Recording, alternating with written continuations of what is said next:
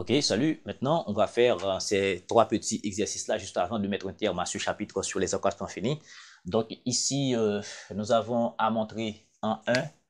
Nous allons montrer en 1 que nous allons montrons que pour x, y élément de R, on a sin x moins sin y en valeur absolue inférieure ou égale à x moins y. D'accord? Eh bien, pour faire cela, nous allons appliquer le théorème des accroissements finis à la fonction, par exemple, on a des significations à la fonction h, puisqu'on a x, y, quand je peux prendre t par exemple, ht égale à sin t, ok, et que nous prenons, et que y, y inférieur à x, d'accord, nous prenons deux éléments parce que x, y est inférieur à r, bon, nous disons par exemple y est strictement inférieur à x. Eh bien, et pour comme hypothèse, la fonction sin h ici, h est continue sur R. Donc, si je continue sur R, elle est donc, elle est donc, elle est donc continue sur l'intervalle yx, d'accord? 2, fermé bien entendu. H est aussi, cette fonction h sin est dérivable, h est dérivable, d'accord, sur yx, donc, alors sur R, d'accord, elle est donc dérivable, d'accord, sur l'intervalle yx.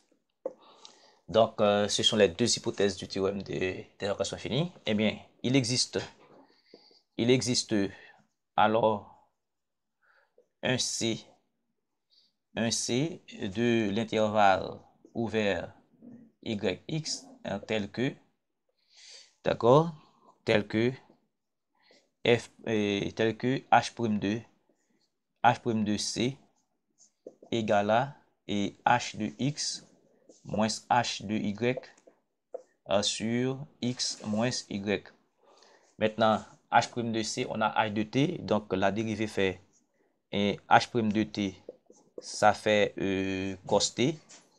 D'accord, t, cela veut dire que ici h' de t, ce sera cos c égale à, et ici h de x, et ce sera sin x. Et sin x moins sin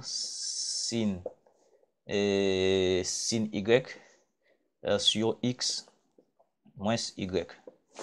D'accord? Maintenant, il nous reste à faire des considérations sur, je prends là-haut ici, sur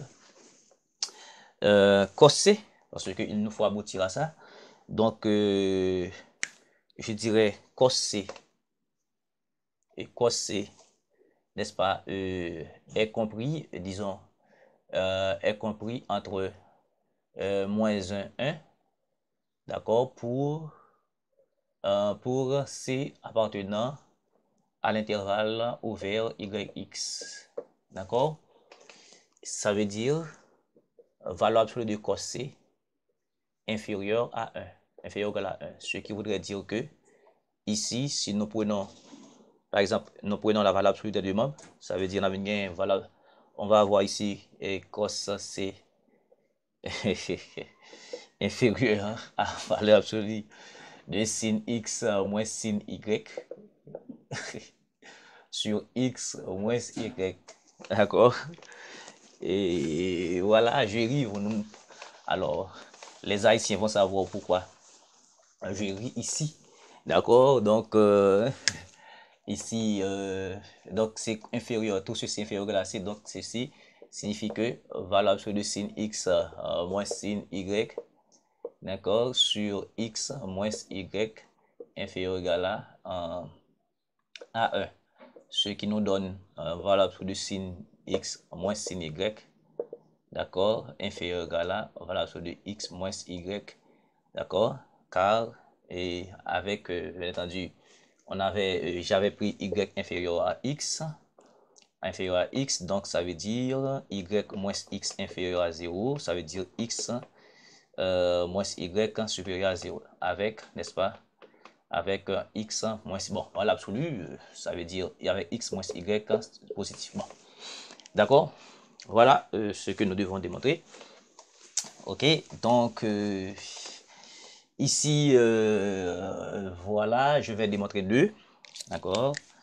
Je vais démontrer 2. On a à montrer, montrons que si x est supérieur à 0, on a et x sur 1 plus x inférieur à ln 1 plus x inférieur à x. Et bien pour cela, pareillement, nous allons appliquer le théorème des accroissements finis à la fonction, je peux appeler encore g, d'accord, g de t, par exemple, je vais prendre ça, égal à ln 1 plus t, ok. Donc, nous allons établir les hypothèses, d'accord. Quelles sont donc les hypothèses? Donc, la fonction est g, g, et maintenant, g est, cette fonction est continue sur, je dirais, est continue sur 0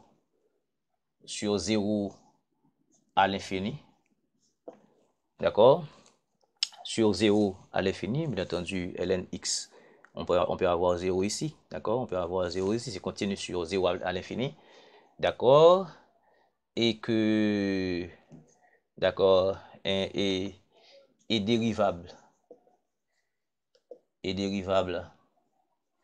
sur, donc ça veut dire, si c'est continu sur 0 à l'infini, donc elle est continue, d'accord, sur tout intervalle 0 à x, d'accord, tout intervalle 0 à x, d'accord, et sachant que ici on a x positif, d'accord. Deuxième hypothèse, et 2, g est dérivable sur 0 à infini, mais aussi elle est dérivable, d'accord, sur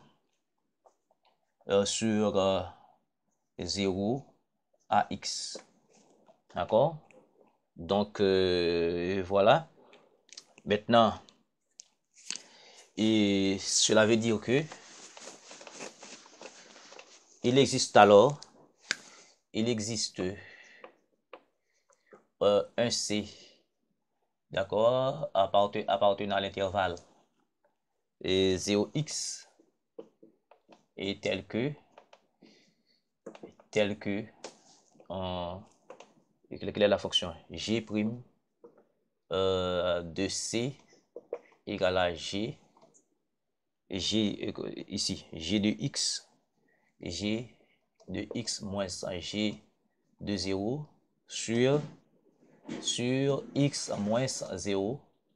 Maintenant, la fonction ici, g', il faut g' de t avant de déterminer g' de c. G' de c et de t, ça va faire 1 sur 1 plus t. Cela veut dire que g' de c, c'est 1 plus 1 sur c. C'est 1 sur 1 plus c. Eh bien, il faut faire quelque chose ici. Ça va nous donner ici 1 sur 1 plus c égale à g de x. G de x va faire ln 1 plus x. D'accord, g de x c'est ln 1 plus x moins g de 0. Ça va faire ln 1. D'accord, et on place, d'accord, t par 0 sur x moins 0. D'accord, donc ce qui fait ici, 1 sur 1 plus c égale à ln1.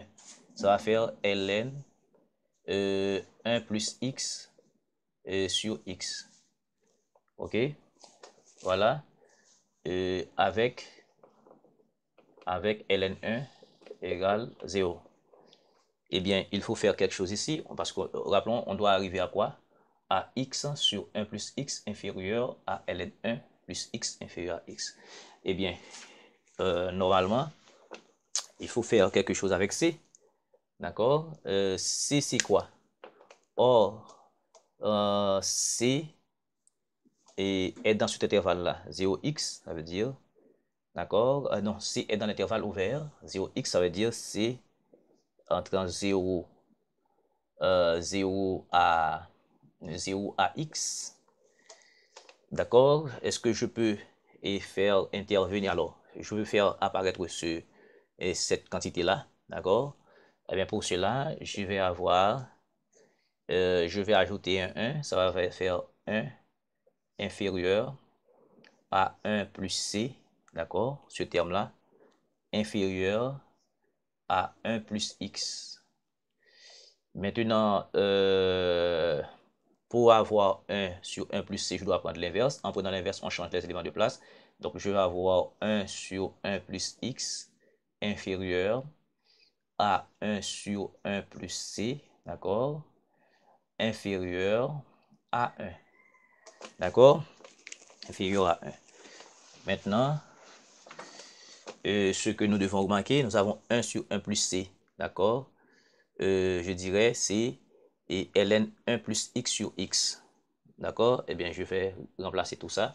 Donc, cela veut dire que je vais avoir 1 sur 1 plus x inférieur à tout ça. Ça va faire ln 1 plus x sur x inférieur à 1. Mais on doit arriver à quoi? On doit arriver à ça. D'accord? Il y a un x ici. Or, on a x supérieur à 0. Ça veut dire on peut multiplier par x. Je vais avoir x sur 1 plus x inférieur. En multipliant, je simplifie. Donc, par x. D'accord? Et puis inférieur à x. Donc, je crois qu'on est arrivé. C'est ce qu'il fallait démontrer. OK? Voilà. OK?